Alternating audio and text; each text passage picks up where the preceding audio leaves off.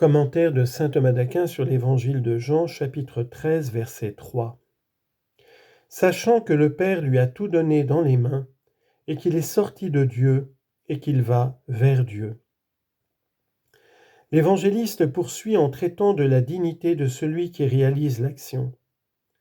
Dans l'Ecclésiastique, il est dit « Humilie-toi en toutes choses, d'autant plus que tu es grand ». Chapitre 3, verset 20. C'est pourquoi l'évangéliste, devant dire la très grande humilité du Christ, met en avant sa très grande dignité, et cela de 4 manières. D'abord quant à la science, et quant à cela il dit « sachant que le Père lui a tout donné ». En effet, les dons spirituels sont tels que, lorsqu'ils sont donnés, on ne peut les ignorer. Citation.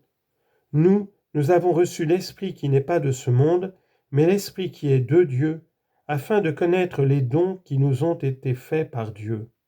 1 Corinthiens 2, 12. Et c'est pourquoi le Christ connaissait tout ce qui lui avait été donné par Dieu. L'évangéliste dit cela précisément pour que son humilité soit davantage mise en lumière. En effet, parfois il arrive que quelqu'un soit d'une grande dignité et cependant, à cause de sa simplicité, ne reconnaissent pas sa dignité.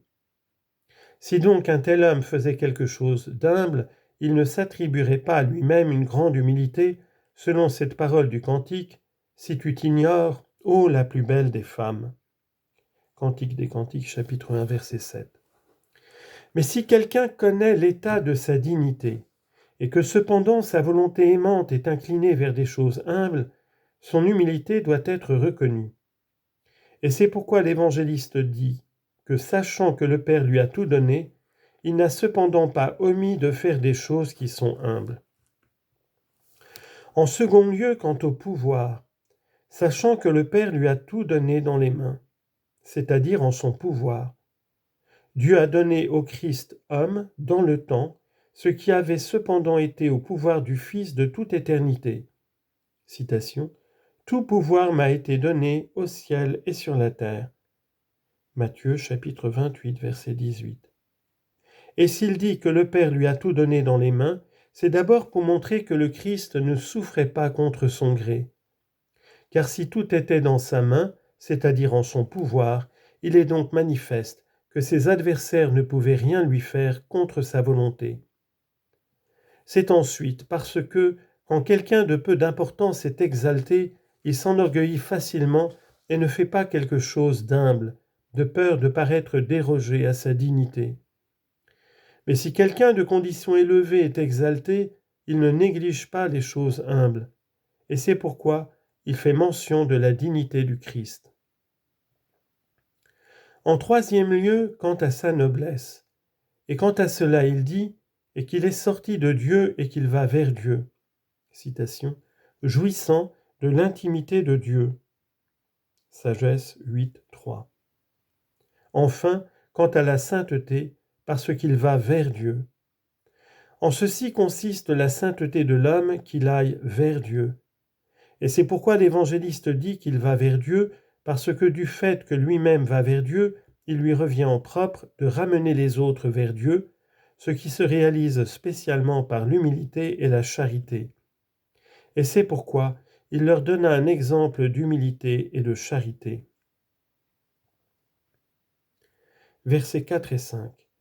Il se lève du repas et dépose ses vêtements, et ayant pris un linge, il se ceignit. Ensuite, il versa de l'eau dans un bassin et commença à laver les pieds des disciples et à les essuyer avec le linge dont il était saint.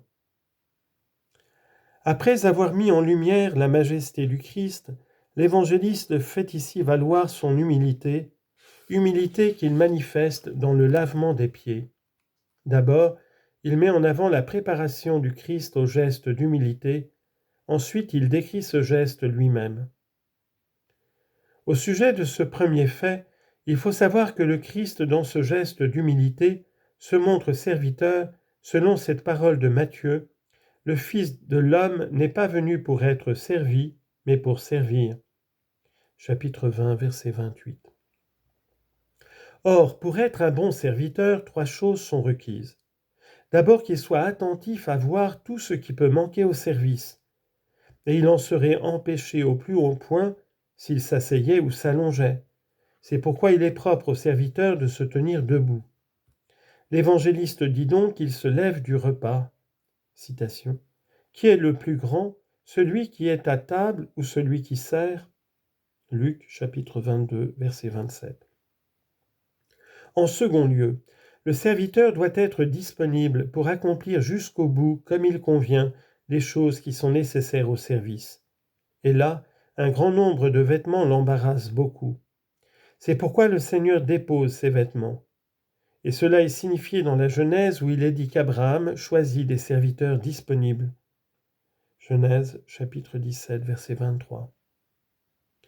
En troisième lieu, il doit être prompt à servir, de sorte qu'il ait toutes les choses nécessaires pour son service.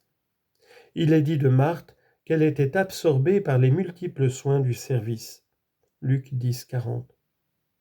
Et de là vient que le Seigneur, ayant pris un linge, se ceignit, de sorte qu'ainsi il était prêt non seulement à laver les pieds, mais aussi à les essuyer.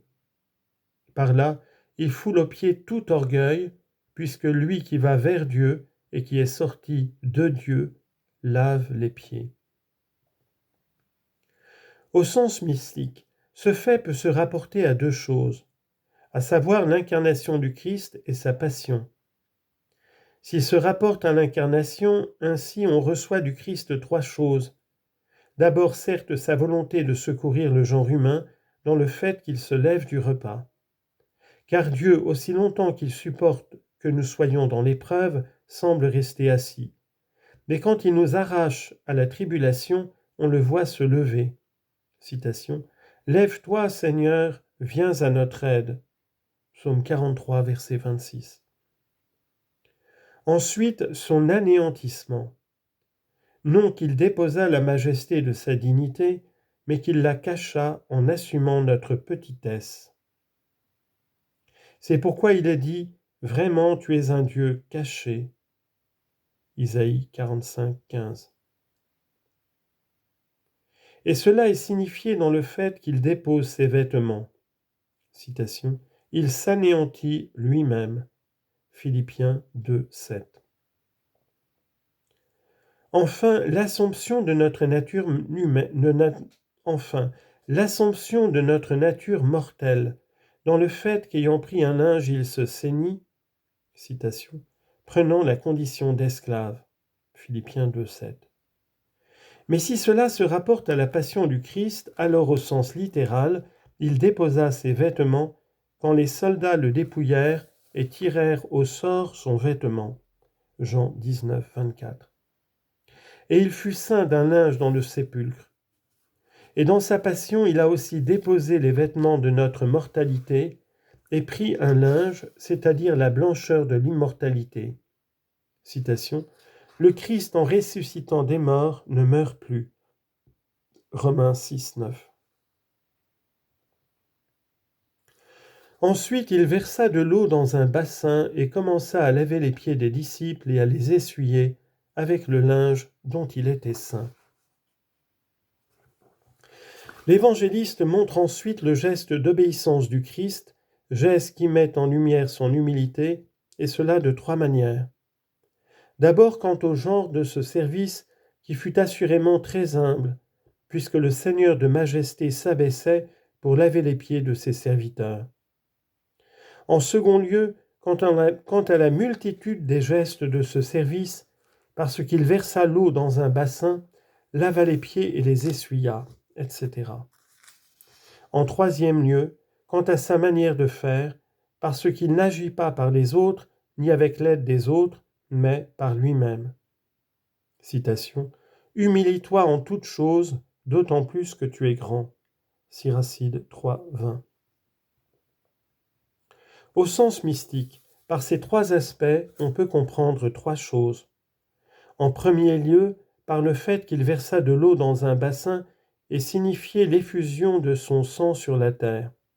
En effet, le sang de Jésus peut être appelé eau parce qu'il a la puissance de laver. Citation. Il nous a lavés de nos péchés par son sang. Apocalypse chapitre 1 verset 5.